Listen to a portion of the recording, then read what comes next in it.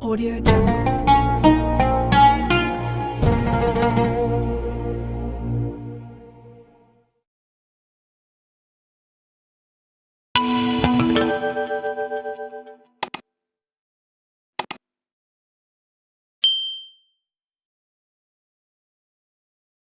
Assalamualaikum ya akhi ya ukhti.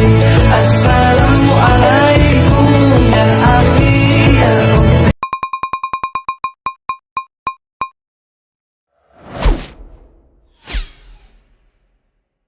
Sedekah ya sedekah, biar hartamu berkah. Allah Maha Pemurah, pasti akan ditambah.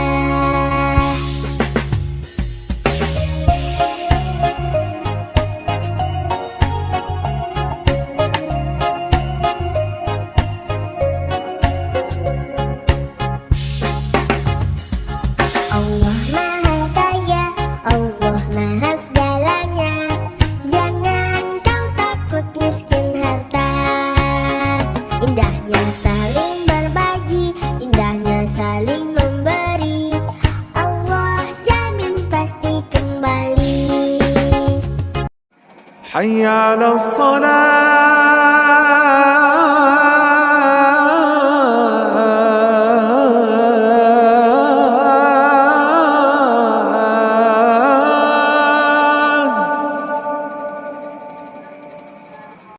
Ayo sholat, lelaki muslim pasti sholat Jumat. Ayo sholat, lelaki muslim pasti sholat Jumat. Sohibul Hajat, Jumat Berkah, 14 Juni tahun 2024.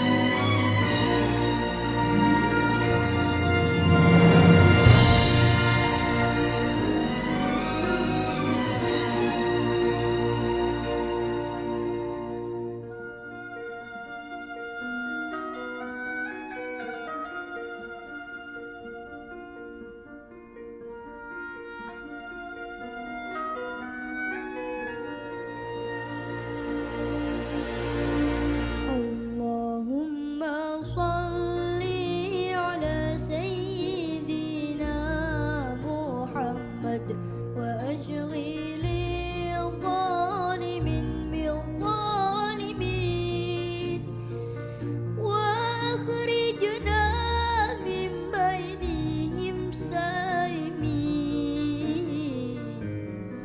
wa ala alihi wa sahbihi wa sallim.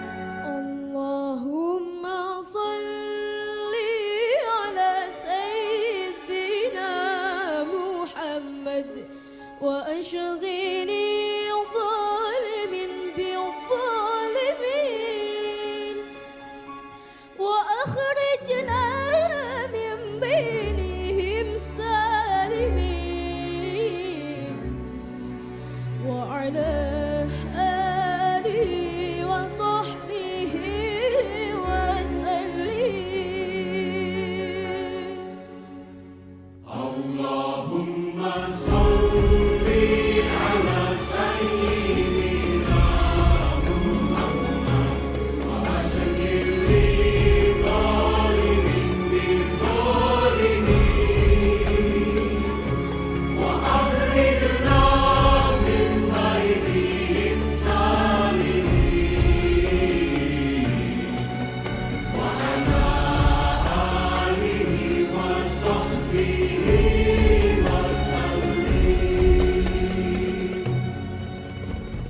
Allahumma salli ala sayyidina Muhammad wa ashghili zalimin bil-zalimin wa akhrijna min bainihim salimin wa ala alihi wa sahbihi wa sallim. Allahumma salli ala sayyidina Muhammad wa ashghil.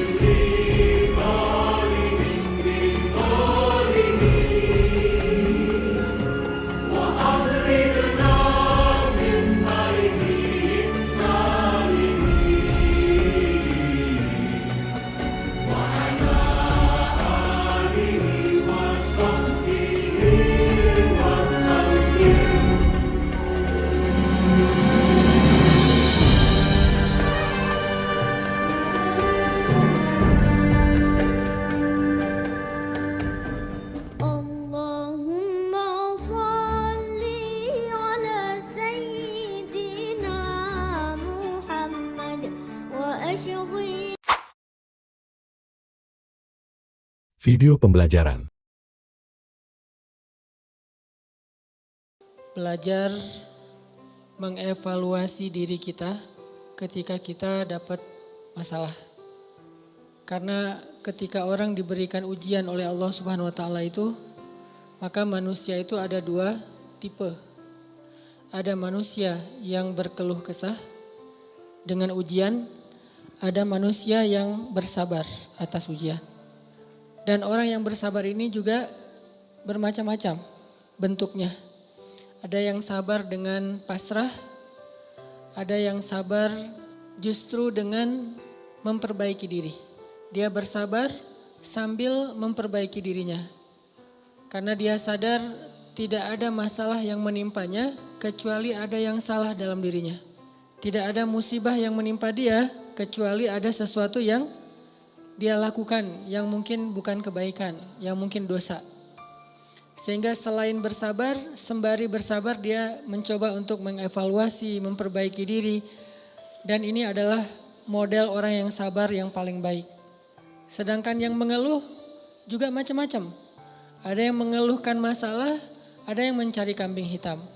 Menyalahkan temannya, kayak misalnya dia gak lulus satu mata kuliah atau nilainya jelek. Dia nyalahin teman kos-kosannya gara-gara teman kos-kosannya ngajak dia main terus misalnya. Padahal itu kan pilihan ya, dia bisa menerima, bisa menolak. Nah ini kan bentuk-bentuk keluhan nih, ada yang menyalahkan sampai tingkat keluhan yang paling parah itu menyalahkan takdir. Menyalahkan Allah, ya Allah kenapa saya, apa maunya engkau dan seterusnya dan seterusnya. Nah malam ini kita akan bahas angle orang yang ketika diuji oleh Allah bersabar dan juga sambil bersabar dia mencoba untuk memperbaiki diri. Dan ini adalah cara yang paling baik dalam menyikapi suatu musibah atau masalah. Cara yang paling elegan dan cara yang paling bijak, cara yang paling disukai Allah ketika kita mendapatkan masalah itu justru kita mencari tahu apa salah kita. Walaupun masalahnya bukan dengan keadaan. Kalau menyalahkan keadaan kan susah. Masalahnya kadang dengan orang lain. Orang mencela kita, orang berkata-kata tidak baik kepada kita. Ya memang salah dia, tapi tidak akan menimpa ucapan itu kepada kita. Kecuali memang ada sesuatu yang terjadi dalam diri kita. ada sesuatu dosa yang pernah kita lakukan. Nah ini namanya belajar bersabar sambil mengevaluasi diri. Bahasa fikihnya muhasabah diri. Menghitung-hitung apa kesalahan dalam diri kita. Nah, kita akan bahas tentang ini.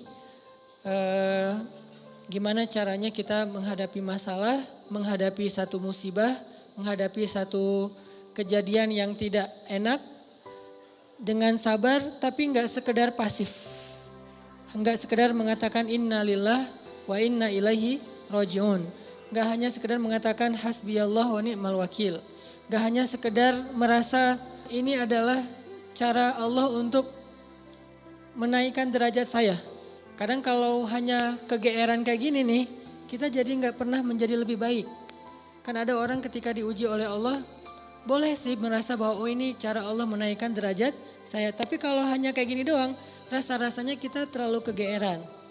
Dan kalau terlalu kegeeran, kita nggak punya dorongan untuk memperbaiki diri. Kalau saya lebih suka angle-nya, kalau orang lain yang kena musibah, kita bilang itu untuk mengangkat derajat dia. Kalau kita yang kena musibah, kita bilang ini karena dosa-dosa saya. Angle kayak gitu tuh lebih enak, lebih produktif. Daripada dibalik. Giliran kita yang kena musibah, kita bilang emang Allah tuh pengen ngangkat derajat saya makanya dikasih musibah. Agak GR ya. Giliran orang lain kena musibah, lo sih banyak dosa. Nah ini nih, sering ada judgement kalau orang lain. Coba dibalik, judgementnya ke diri sendiri, ke orang lain tuh husnuzon. Ini lebih enak nih, makanya hadis-hadis penyebab terjadinya musibah itu kan banyak. Coba kita pilih beberapa hadis, satu kita berikan untuk menilai orang lain, yang lain kita ambil untuk menilai diri kita. Nah ini beda nih standarnya. Kayak tadi, kalau orang lain yang kena musibah, kita husnuzon, Allah lagi pengen dekat sama dia. Kita husnuzon, Allah pengen menggugurkan dosa-dosa dia. Kita husnuzon, Allah pengen mengangkat derajat dia. Kita husnuzon, emang orang yang paling dicintai Allah tuh biasanya dikasih banyak ujian. Gitu husnuzonnya, kalau orang lain yang kena masalah atau musibah. Jangan, tuh kan, saya bilang juga apa, tuh gara-gara dia dulu zalim sama saya sekarang dibalas sama Allah. Jangan gitu. Jangan kegeeran bahwa itu karma ya, gara-gara dia pernah nyakitin kita sekarang dibalas sama Allah. Belum tentu juga kayak gitu. Kegeeran-kegeeran kita tuh kadang-kadang bikin kita jadi gak pernah belajar. Merasa udah baik, walaupun dalam kondisi yang paling sulit juga merasa udah baik. Begitu dikasih musibah, wah Allah kangen sama saya nih. Harusnya ke orang lain kayak gitu tuh. Begitu dikasih musibah, wah Allah pengen menghapus dosa-dosa saya. Bagus gak salah, cuman kalau keseringan ini namanya GR. Proporsional gak kalau kayak gini terus. Harusnya jangan hanya ini, diutuhkan juga dengan satu angle lain, yaitu angle, oh saya ada salah, oh saya ada dosa, oh saya ada yang keliru. Makanya datang musibah itu tidak akan terjadi musibah kepada saya kecuali karena kesalahan saya sendiri. Kan hadis qudsinya kayak gitu. Salah satu dari kalimat hadis qudsi yang panjang, hadisnya tuh panjang banget, satu halaman. Salah satu kalimatnya tuh Allah bilang, hadis qudsi itu kan Allah yang ngomong ya. Gagasannya dari Allah, captionnya dari Nabi. Kalau Quran, gagasan dan captionnya dari Allah. Kalau hadis, gagasan dan captionnya itu dari Nabi. Nah Allah bilang, kalau kalian dapat nikmat, janganlah kalian memuji kecuali aku. Kalau kalian mendapatkan musibah, janganlah kalian menyalahkan kecuali diri kalian sendiri. Jadi kalau kita dapat nikmat, jangan muji diri. Gua emang ya gini lah. Kita sering kalau ke diri itu yang enak-enak aja diambil. Kalau misalnya orang lain, itu mah kebetulan doang misalnya. Kalau giliran kita, ya ini memang saya memang kayak gini orangnya. Bukan sombong ya gitu. Nah ini artinya kita terlalu sering kegeeran.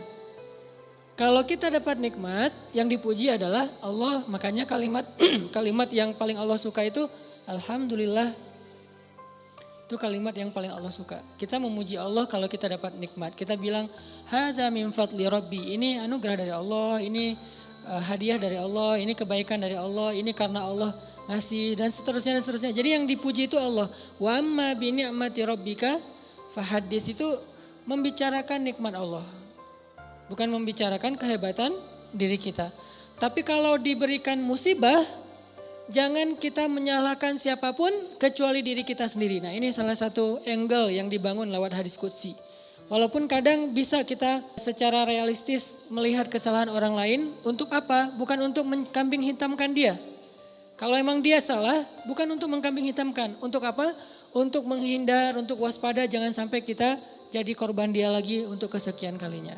Kayak ada orang yang zalim. Gara-gara kezaliman dia akhirnya kita kena batunya nih.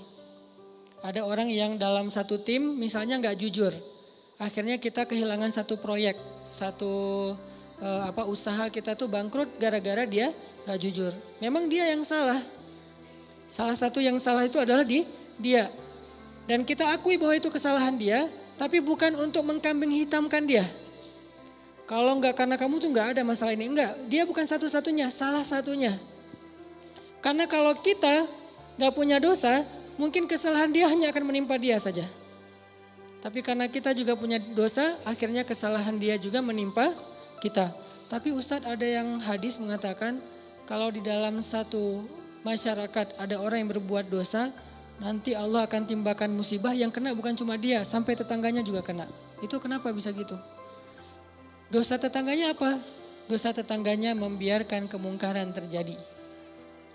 Kesalahan masyarakatnya adalah membiarkan dosa itu tanpa ada orang yang mau memperbaikinya. Itu kesalahan masyarakat. Jadi pesan moral dalam hadis itu bukan orang yang gak salah terus kena juga. Bukan. Orang yang gak salah itu kena gara-gara mereka membiarkan kemungkaran itu terjadi. Kalau ada usaha dakwah, Allah gak akan menimpakan. Kalau ada nabi, kalau ada dai, kalau ada ulama yang berdakwah untuk mencegah kemungkaran di situ, maka Allah tidak akan menimpakan musibah itu kepada mereka. Kenapa? Masih ada dai. Sebagaimana Nabi Lut, ketika Nabi Lut masih berdakwah, Allah nggak akan hancurkan gunung di Sodom. Allah suruh dulu Lut keluar, baru dihancurkan. Kenapa? Karena masih ada yang berdakwah. Kalau Nabi Lut tidak berdakwah, walaupun di dalam negeri itu ada orang soleh hidup sendiri dan tidak mau berdakwah, maka Allah akan menimpakan musibah dan mengenai orang soleh. Kenapa orang soleh kok kena padahal dia nggak berdosa? Dosa dia adalah membiarkan kemungkaran, tidak berbuat apa-apa. Jadi kita bersyukur juga ada ulama-ulama yang bersuara untuk kemungkaran. Itu salah satu alasan mungkin Allah masih menahan musibah atas negeri kita. Kalau mereka tidak menyuarakan kebenaran dan mencegah kemungkaran, mungkin udah dari dulu kita udah kena musibah-musibah yang besar. Kalaupun ada musibah-musibah kecil, ini mungkin lebih kepada hikmah yang lain. Bukan hikmah karena Allah pengen mengazab bangsa Indonesia. Video pembelajaran.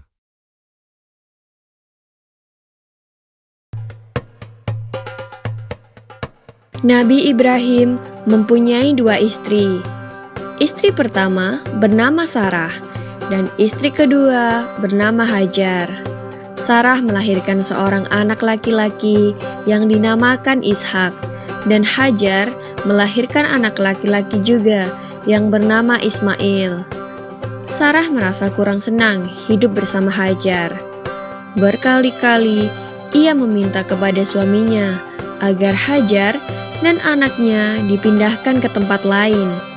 Akan tetapi, Nabi Ibrahim tidak segera menurutinya. Barulah setelah menerima perintah dari Allah, Nabi Ibrahim mengajak Hajar dan Ismail pindah ke Mekah. Ismail yang masih menyusu pada waktu itu terpaksa harus mengikuti kedua orang tuanya menempuh perjalanan yang begitu jauh dan melelahkan. Hajar dan Ismail ditempatkan di daerah padang pasir yang tandus, sunyi, dan terik matahari yang menyengat kulit. Tak ada seorang pun di sana kecuali mereka berdua. Setelah beberapa tahun Nabi Ibrahim alaihissalam meninggalkan anak dan istrinya itu, ia pun merasa rindu. Beberapa kali ia mengirim utusan untuk melihat keadaan anak dan istrinya itu. Dan ketika utusannya mengatakan bahwa anak dan istrinya dalam keadaan yang baik-baik saja, Nabi Ibrahim pun merasa lega. Ternyata kehidupan istri dan anaknya itu diberi serba kecukupan oleh Allah Subhanahu wa Ta'ala. Hajar dan Ismail dianggap sebagai pemilik dan pemimpin di Mekah, karena mereka berdualah yang pertama kali menetap dan bertempat tinggal di sana. Demikianlah Nabi Ibrahim tidak dapat menahan kerinduannya.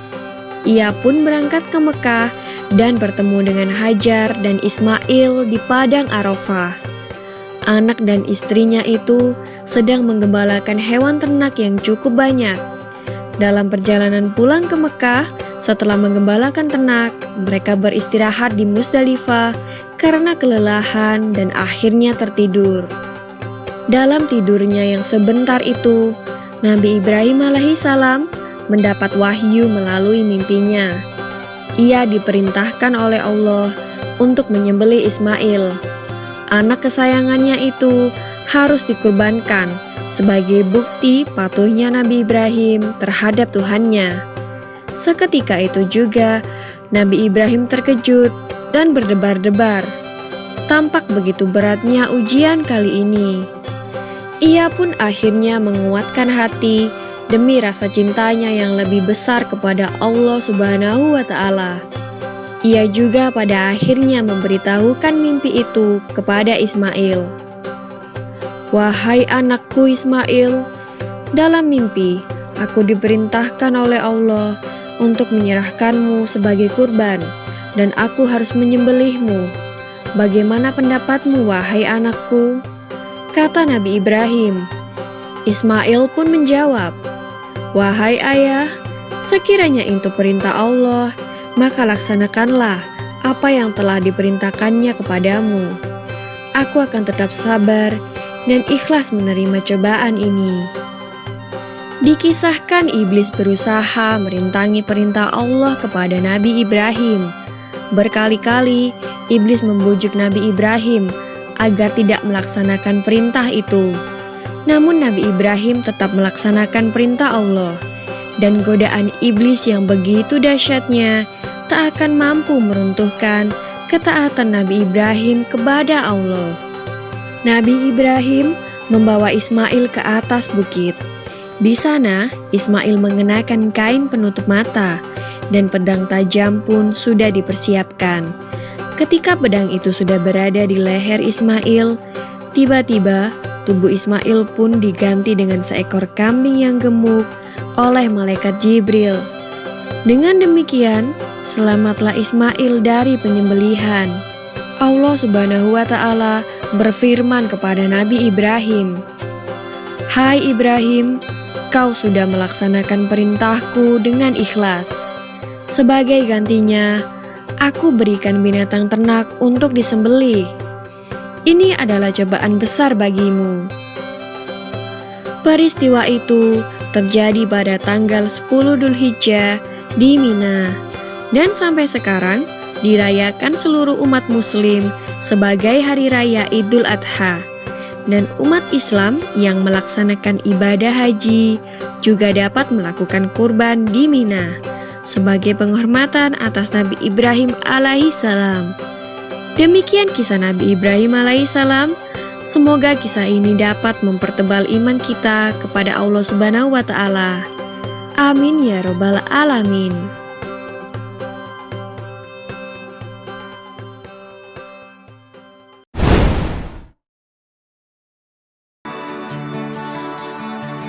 Alangkah indah orang bersedekah, dekat dengan Allah, dekat dengan surga.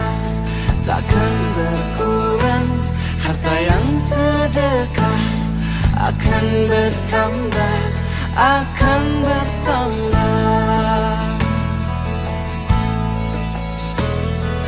Allah Maha Kaya yang Maha Pemurah, yang akan mengganti dan membalasnya. Allah Maha Kuasa yang Maha Perkasa, semoga akan membalas surga. Oh, indahnya saling berbagi, saling memberi karena Allah. Oh, indahnya saling menjaga, saling mengasihi karena Allah.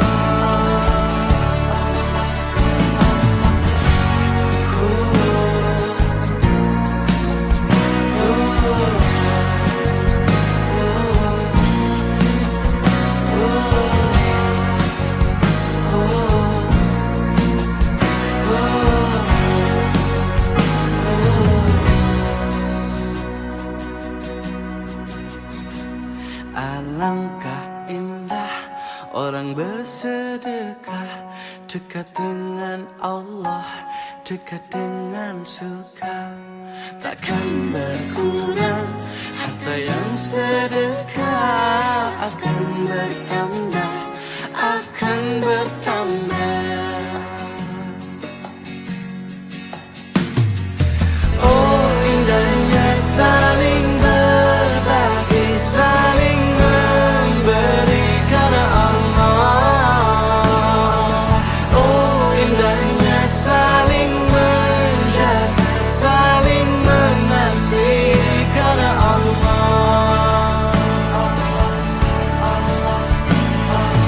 Allah Maha Kaya yang Maha Pemurah, yang akan mengganti dan membalasnya.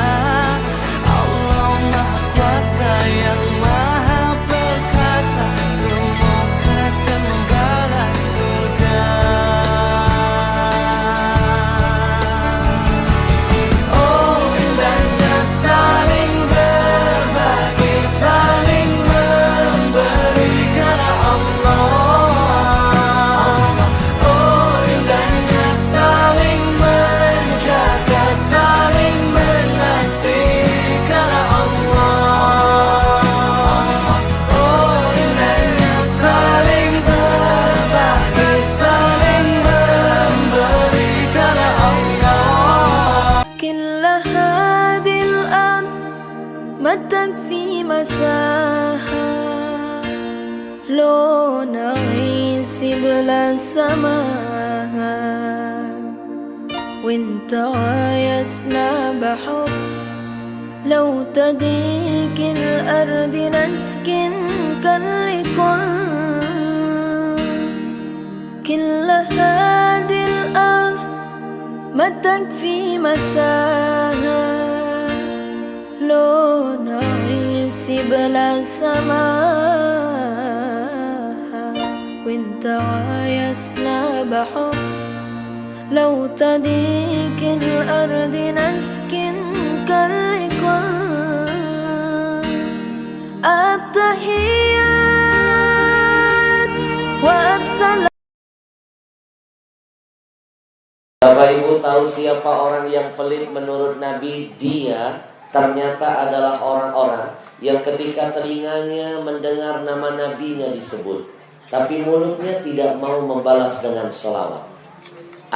Ustaz tolong jelaskan mengenai berkorban satu kambing untuk satu keluarga. Apakah yang sudah tidak tinggal bersama bisa ikut sertakan? Lalu bagaimana yang masih berutang? Apakah boleh berkorban? Baik, untuk persoalan satu kambing satu keluarga boleh. Jadi gini, ada persepsi yang agak berbeda di masyarakat dan ini kurang tepat. Sebagian masyarakat mengatakan kalau kambing satu untuk satu orang, sapi boleh iuran. Maaf, tidak semua untuk satu kambing itu tidak harus untuk ditujukan seorang, tidak. Saya kadang-kadang melihat satu keluarga ini ada 7 orang, 7-7-nya ini kambingnya satu-satu. Nggak perlu. Boleh satu keluarga, misal satu kambing diniatkan untuk satu keluarga, boleh. Ya, jadi nggak usah kemudian diseling, ini tahun ini si fulan, tahun ini si fulan, tidak. Kalau anggarannya cukup untuk satu-satu, silakan satu-satu. Kalau satu itu tidak ada yang lain, yang ada cuma 2,5 juta, pengen beli kambing satu, boleh. Saya berkorban untuk satu keluarga. Dalilnya apa? Nabi mengatakan, Allahumma hadza min Muhammad wa ali Muhammad wa umat Muhammad. Ya Allah, tolong terima kurban saya dari Muhammad dan keluarga besar Muhammad, dan untuk umatnya Muhammad yang selama hidupnya nggak bisa kurban. Sing ngarani rokok makruh niku sinten? Zaman Rasul itu rokok itu kan makruh, terus ditetapkan oleh zaman Rasul enten rokok nopo? Mulane balik nang usul fikih iki lho, yain balik nang usul fikih. Boleh seorang ulama menyimpulkan makruh ya boleh, yang haram ya boleh, ulama lain menyimpulkan tidak ya boleh, halal ya boleh, dan setiap orang punya hak untuk menentukan hidupnya masing-masing. Tanggung jawabnya kepada Allah, tidak kepada ulama. Bentar, Pak. Itu kan gambarnya itu kan kanker itu, Pak. Kanker loh, Pak, itu. Iya. Saya gambar sinten niki. Pabrik rokok itu kan. Lah nggih sinten sing gambar niki? Pabrik rokok. Senes pabrik. Niki Departemen Kesehatan. Orang mungkin wong dodolan meden-medeni sing tuku iki. Piye to jenenge iki? Piye to kuwi? Allah cuma minta satu, tapi balasannya 2. Apa yang diminta Allah? Falyabudu rabbahazal bait. Aku cuma minta kau satu, kata Allah. Aku minta kau beribadah saja sama aku. Salat kau baik, puasa kau baik, zikir kau baik, baca Quran kau baik, beribadah kau sama aku. Ku kasih kau dua. Apa yang dua tuh? Kalau lapar dikasihnya makan, kalau takut dikasihnya tenang. Kenapa hati saya ini tak tenang, Pak Ustaz? Berarti kuncinya satu. Apa kurang? Ibadah. Kita mungkin punya uang tidak cukup untuk beli sapi, atau bahkan nggak cukup untuk beli kambing. Nah, bolehkah patungan dalam kurban sapi atau kambing? Nah, ini dibahas oleh Imam Nawawi. Kata Imam Nawawi, diperbolehkan patungan untuk beli sapi. Jadi kurban kolektif untuk sapi itu diperbolehkan dalam membiayainya, yaitu sumbangan 7 orang sampai bisa membeli 1 sapi, itu diperbolehkan. Tapi batas maksimalnya adalah 7 orang. Nah, kalau kambing nih, kambing kan murah ya, jadi ngapain masih patungan sih? Karena itu memang dijelaskan oleh Imam Nawawi, kalau untuk kambing dalam pembiayaannya 1 orang 1 kambing, nggak boleh lebih. Nah, nanti kalau kamu memiliki keledai, jangan pernah mencukur bulu ekornya di depan orang lain. Beberapa akan berkata kamu memotong terlalu banyak, sementara yang lain berkata kamu memotong terlalu sedikit. Jika kamu ingin menyenangkan semua orang, pada akhirnya keledaimu tidak akan punya ekor sama sekali. Nah, ini kan sindiran untuk kita hari ini. Kalau kita halau hanya gara-gara komentarnya orang, ya kita bunuh diri sendiri. Hari ini kan dunia kita dunia perkomenan. Facebook, WhatsApp, Instagram, Twitter, bahkan berita itu kan di sini komen. Kamu lihat kadang-kadang berita nggak kamu baca, langsung kamu jujuk komennya. Setelah dipotong, diambil hatinya, dibasuh, dicuci, jangan langsung dibakar. Karena kalau darahnya ikut haram, tak boleh makan darah. Yang makan darah itu cuma Dracula saja. Tak boleh makan darah. Dicuci, dibasuh, kasih limau, bakar sedikit, makan. Itulah yang paling afdal. Pak Ustadz, boleh kami makan hewan kurban ini? Bukan boleh, tapi diperintahkan Allah. Wa kulu minha, makanlah sebagian hewan kurbanmu itu. Jadi yang paling afdal, dari habis sholat subuh itu tak ada makan. Tak ada makan, tak ada minum, apapun tak masuk. Sholat Idul Adha, habis sholat Idul Adha sembelih, belah, ambil hatinya, basuh, bakar. Itulah makanan yang pertama. Allahumma barik lana fima razaqtana wa qina azabannar. Yummy. Nah, itulah yang pertama dimakan.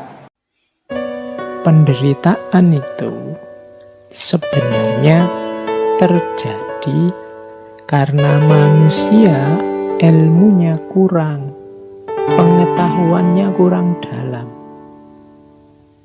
Jadi penderitaan itu lahir karena salah memahami hidup. Makanya nanti di banyak tokoh-tokoh pemikir besar dari timur, biasanya untuk mengatasi penderitaan pertama-tama harus dibereskan pengetahuannya, jalan berpikirnya. Tapi katanya ada ustaz bilang tak boleh makan daging kurban. Kurban yang tak boleh dimakan kurban wajib. Kurban wajib itu yang mana? Kurban nazar.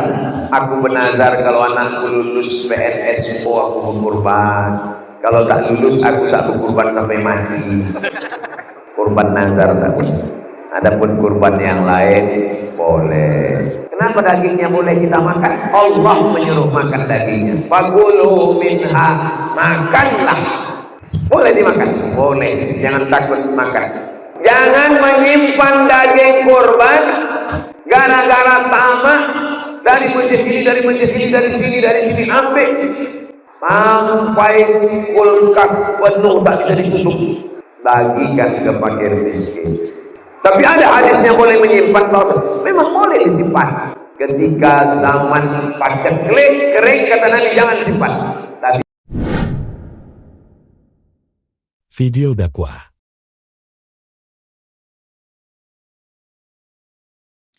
Inni wajjahtu dan wajjahtu. Dua-duanya ada. Yang wajjahtu tanpa ini di hadis Muslim nomor hadis 1848. Hadisnya dari sahabat Ali bin Abi Thalib radhiyallahu taala anhu. Yang pakai ini ada di Ibnu Majah nomor hadis 3221. Hadisnya dari Jabir bin Abdullah radhiyallahu taala anhu. Tapi saya mau bacakan hadisnya. Yang tidak pakai ini berikut bunyi hadisnya. Shallaitu khalfa Rasulillah sallallahu alaihi wasallam fastaftaha wajjahtu wajhiya lilladzi fatara as-samawati wal ard dan seterusnya hadis. Saya pernah salat di belakang Rasulullah sallallahu alaihi wasallam, kata Ali bin Abi Thalib, fastaftaha, maka beliau membaca doa istiftah dengan kalimat wajjahtu wajhiya lilladzi dan seterusnya hadis. Sedangkan yang pakai ini hadisnya dari Jabir bin Abdullah radhiyallahu taala anhu, beliau sampaikan qala ra'aitu Rasulullah sallallahu alaihi wasallam, saya sering kali melihat Rasulullah sallallahu alaihi wasallam hina yadhbah, setiap kali menyembelih hewan kurban, aqbala al-qibla, menghadapkan hewannya ke arah kiblat, sunnah pertama. Nanti mohon maaf ya, kalau akan menyembelih hewan kurban, sunnah pertamanya hadapkan hewannya ke kiblat, jangan asal sembelih. Thumma qala Allahumma hadha min Muhammad wa ali Muhammad wa umat Muhammad. Kemudian tujukan untuk siapa hewan kurban itu. Kalau perorangan sebutkan seperti Nabi mengatakan ini kurban untuk Muhammad. Untuk satu keluarga boleh Allahumma min ali Muhammad, dari keluarga besar Muhammad. Jadi mohon maaf ya, ini kalau anda rizkinya banyak, misal di rumah ada 5 orang, setiap orang anda ingin korbankan 1 ekor, boleh, nggak ada larangan. Tapi kalau rizki anda 1 hewan, jangan paksakan sambil diundi. Cukup 1 hewan untuk 1 keluarga. Keluarga besar Adi Hidayat 1 kambing, maka 1 kambing itu mencakup saya, istri saya dan 2 anak saya. Tadi bukan 2 putra ya, 1 putra 1 putri. Mencakup seluruhnya, cukup 1 hewan untuk semua keluarga. Sah. Jadi tidak perlu gantian. Kakak, ini adik dulu ya tahun ini, kakak tahun depannya. Wah ya nggak mau, kakak juga pengen kurban. Adik dulu, kakak dulu. Ya udah kita undi saja. Diundi cokok keluar kakek. Masya Allah. Kakak tidak, adik tidak gitu kan? Nggak usah antum sebutkan aja nama keluarga besarnya, selesai. 3, umat Muhammad. Umat Muhammad diantaranya menunjuk kepada seseorang yang telah tiada. Sah. Karena ketika Nabi menyebut umat, itu mencakup semua umat Nabi baik yang masih hidup ataupun wafat. Dalilnya di situ menunjuk pada 2 bagian. Berkurban bagi yang tidak mampu. 1. Di anda kalau misalnya mampu, ada orang lain tidak mampu, boleh anda berikan hewannya. Hadiahkan kepada orang itu untuk kurban dia. Boleh. Seperti Nabi berkurban untuk umatnya. Yang kedua, kurban untuk orang yang sudah tidak ada. Sah. Ulama sepakat di sini. Hanya Imam Asy-Syafi'i mengatakan diikat dengan syarat wasiat. Kalau ada wasiat lakukan, kalau tidak perlu dikerjakan. Tapi jumhur mengatakan tidak perlu ada wasiat karena hadisnya tidak menyebut wasiat. Sunnah yang selanjutnya, thumma qala bismillahi Allahu akbar. Sembelih ucapkan bismillahi Allahu akbar. Baru sembelih. Dan ingat ya, kalimat sembelihannya itu seketika. Idza dzabhtum fa ahsinudz dzibha. Ketika Anda akan sembelih, baguskan sembelihan. Dzabha seketika. Jadi bukan menggorok berkali-kali. Ya, ditolong dipelajari ya. Di begitu akan sembelih seketika, set sekali, sudah. Supaya tidak membuat hewannya merasa kesakitan. Jadi bukan berkali-kali begini. Ya, coba dipelajari itu ya, cari urat yang baik. Jadi begitu, kemudian Anda sembelih seketika. Makanya kata Nabi, jika Anda ingin menyembelih, tajamkan pisaunya asah. Dan itu pun Masya Allah, saking kasihnya Nabi pada hewan, dikatakan jangan lakukan depan hewannya. Jadi kalau Anda ingin mengasah pisau nanti saat kurban, jangan Anda majukan hewannya melihat pisaunya diasah. Kandidat selanjutnya, Masya Allah, sambil begini, sabar ya, sabar. Wah, itu salah. 4. Begitu selesai, Anda menghadap kiblat. Lalu Anda ucapkan, lihat kalimatnya, inni wajjahtu wajhiya lilladzi fataras samawati wal arda, dan seterusnya hadis. Sepanjang penelitian kami dari hadis-hadis yang ada dari sahih sampai dengan palsu, maaf, kalimat inni wajjahtu itu hanya disebutkan dalam 2 hal. 1 bagi yang selesai lontar jumrah menghadap ke kiblat, yang kedua bagi yang selesai menyembelih hewan kurban. Adapun dalam sholat yang kami temukan kalimat wajah itu tidak menggunakan ini, tapi langsung wajah tuh. Ustadz, apakah boleh menggunakan ini? Kalau kami pribadi berpendapat tidak perlu menggunakan ini, karena sekali lagi kalimat sholat itu diikat dengan petunjuk Nabi, sallu kama ra'aitumuni usalli. Kalaulah kalimat ini bisa digunakan, maka Nabi akan jadi orang pertama yang mempraktekannya. Kalimat ini dihadirkan karena kalimat Nabi Ibrahim pernah mengucapkan itu di Quran surah ke-6 ayat 76 sampai 80. Ketika beliau melihat matahari, melihat bulan, melihat bintang tidak menemukan Allah, maka beliau katakan inni wajjahtu. Tapi itu bukan dalam konteks sholat, dalam pencarian kepada Allah. Jelas ya? Maka kalau Anda tanya mana yang paling kuat, saya pribadi berpendapat yang paling kuat yang tidak menggunakan ini. Saya pernah survei mencari kenapa ini pakai ini. Saya cari sampai saya mencari ke kitab-kitabnya teman-teman yang di NU. Saya sampai ke Jawa, Pak. Ya. Saya senang menelusuri sesuatu. Jadi kalau ada sesuatu tertulis, saya cari kalau masih bisa ditemukan. Saya lihat ada nasab, saya sampai pergi ke Aceh, ketemu ahli nasab. Saya cross check yang saya hafal ini, apakah ini benar? Beliau katakan, oh ini tidak tepat, yang benar yang ini, yang ini, yang ini. Sampai kita cross check lagi. Dikatakan ada bekas misalnya Wali Songo, saya cari. Oh di bukunya ada begini, kita temukan. Sampai jalan saya, Pak. Sampai ke Tuban, sampai ke Lasem, naik ke Pasujudan Sunan Bonang, sampai kita hitung berapa anak tangganya. Puncaknya namanya Pak Abdul Wahid, kuburannya ada di sini, kita temukan itu. Yang pertama kali menyebarkan Islam, ya sampai ke daerah Sumatera, sampai kemudian datang ke Jawa. Ada yang dari Mesir namanya Syekh Ahmad Jumadil Kubra, punya 2 anak. Ya anak pertamanya namanya Maulana Ishaq. Dari Maulana Ishaq turun kemudian ada Kiai Ahmad Dahlan, ada Kiai Hasim bin Asy'ari, itu nyambung ke Maulana Ishaq dua-duanya. Ya, yang satu lagi Syarif Abdullah. Syarif Abdullah menikah dengan Syarifah Mudaim, melahirkan Syarif Hidayatullah. Jadi Sunan Gunung Jati. Di mana Ahmad Jumadil Kubra sekarang meninggal dunia? Makamnya di mana? Daerah Semarang ke arah Demak. Sampai masjidnya saya ikutin, Pak. Jadi kalau Anda mau ke Demak, ini di Semarang, ini arah Demak, ini ada flyover di sini. Di sini ada masjid warna hijau. Kubahnya warna emas. Di sampingnya ada gerai ATM, ada 3. CMB Niaga, ada Mandiri, ada BNI satu lagi. Di sini Anda lurus, sebelah sini itu makamnya. Ikutin betul, ikutin betul, ikutin betul.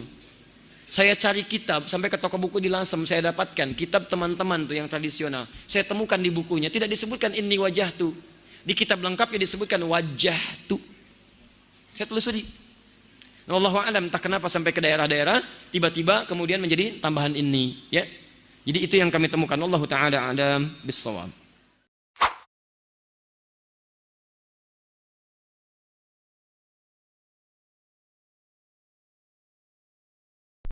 Apa solusinya supaya kita panitia yang berharap amal dengan membantu orang lain? Panitia itu kan dapat amal dia. Membantu orang membelikan sapi, membawakan sapi, menjagakan sapi, memotongkan sapi, membagikan sapi. Membelikan, membawakan, memotongkan, membagikan. Itu amal si panitia kurban. Tapi gara-gara tak tepat sasaran, akhirnya dia menanggung dosa. Nauzubillah. Nah, bagaimana solusinya? Harga sapi 19. Harga sapi kita pukul rata, prediksi harga sapi kita 19. Kita tambah 50.000 sebagai biaya operasional. Kita genapkan 2 juta. Maka 19 tambah 100.000 2 juta plus biaya operasional dengan perincian ongkos truk dari lokasi, penjagaan, pembagian, tukang potong, tukang kulit. Yang berat ini tukang potong sama tukang kulit. Kulit itu kalau sampai dia luka tak laku, sampai kebanyakan dagingnya ikut rugi. Oleh sebab itu yang 2 ini dikasih upah. Itulah jalan tengah. Ini 2 juta biaya operasional, harga sapi plus biaya operasional. Adapun kelebihannya mohon Bapak Ibu izinkan. Kalau tidak kita akan sulit sendiri. Terus nanti tiap tahun kita akan tetap ini 10 kupon untuk 5 kupon untuk tukang potong, 5 kupon untuk tukang kulit yang sekaligus sebagai upah. Padahal daging kurban tidak boleh dijadikan sebagai upah. Adapun sebagai hadiah, kita jumpa Pak tukang potong, ini untuk Bapak ada 300.000 sebagai upah potong kemarin ada 5 sapi. Nah, ini hadiah dari pemilik 2 kupon. Nah, itu boleh, tak salah, karena upahnya sudah dapat. Itulah jalan keluarnya, Pak. Tak ada jalan lain selain ditambahkan dari harga sapi ada biaya operasional, termasuk di dalamnya untuk tukang potong dan tukang kulit. Wallahu a'lam. Sebentar. Memang di tempat kami dibedakan. Panitia kurban yang umumnya dari masjid itu memang tidak dapat apa-apa panitia kurban. Cuman pada hari H itu banyak pekerja-pekerja yang sengaja datang yang betul-betul mengharapkan, termasuk upah, termasuk sapinya. Jadi itu yang tadi saya tanyakan. Pekerja ini kalau panitia memang tidak dapat apa-apa, memang lillahi ta'ala. Jadi jalan keluar untuk pekerja tadi itu mungkin bisa kita mintakan langsung ya dari peserta kurban. Mungkin Ustaz ini. Satu sapi itu biasanya 5 orang. Satu sapi itu tim intinya 5 orang. Yang paling berat itu 2 orang. Satu sapi 5 orang. Yang paling berat itu 2 orang. Pertama tukang potong, yang kedua tukang kulit. Adapun yang 3 ini tukang masukkan kresek segala macam. Maka panitia membuat tim. Ini tim inti, ini pekerja. Yang di luar daripada ini tolong tak usah ikut. Karena dia hanya akan merusak. Kerja tak ada, cakap banyak, itu ini segala macam, silap-silap daging itu lempar pula ke belakang. Nah, ini panitia luar biasa. Satu sapi kami sudah tetapkan ada 5 orang. 2 pekerja berat, tukang potong dengan tukang kulit, yang 3 ini staf. Nah, yang ini kami akan bagi upah dari tukang potong dan tukang kulit sekian.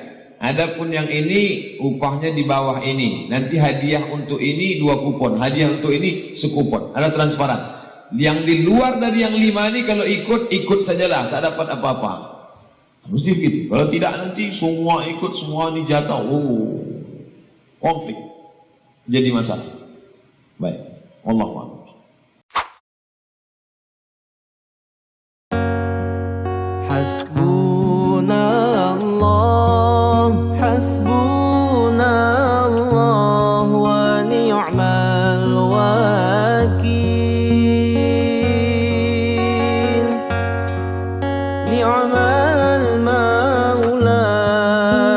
ni'mal maula wa ni'man